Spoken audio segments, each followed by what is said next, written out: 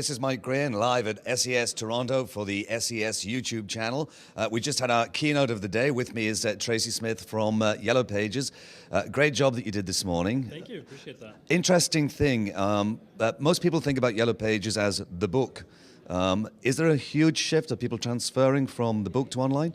Oh, definitely. I mean, what I was trying to illustrate in part this morning was that we are, in fact, in a transition, but we are already very much vested in the online business. And as mentioned, a lot of our revenue, basically 490 million of our revenue already comes from online. So this is revenue that comes from our YP.ca properties, from properties like Red Flag Deals, also from SCM. So still a lot to do, but already a lot that has been done, if you will. Yeah, and also interesting as well, we think about Yellow Pages, we think about this one site, but you talked about the Yellow Pages kind of solar system. Mm-hmm. There's a lot more going on online. I mean, what other properties do you have?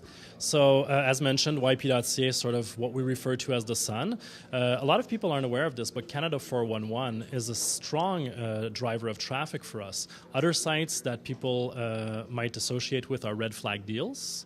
In Quebec, Les Packs, a very, very strong site. All the city sites, Montreal Plus, Toronto Plus.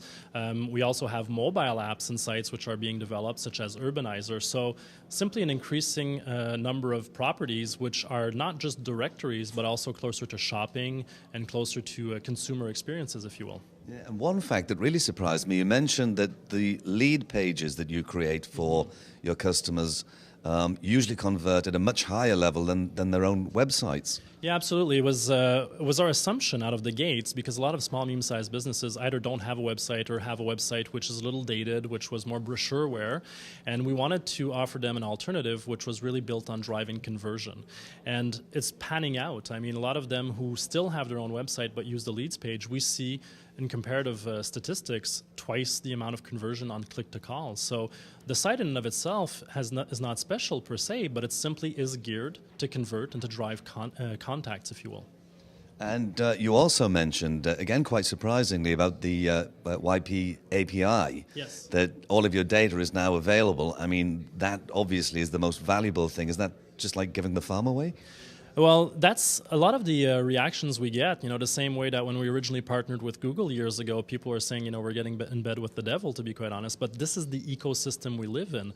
As I mentioned this morning, our content sure is a core asset, but by making it available through the API, we're partnering with companies like Twitter, companies like Foursquare, companies like Point, and they're developing apps that benefit our advertiser, because that content drives leads to our customers. We have a community of developers, several, and we have what we call hackfests, where they get into a room and for 6 hours, 8 hours, they plug out applications, and some very interesting applications are being developed. So we basically see this as innovation, as a way to drive value to our advertisers, and this is the world we live in.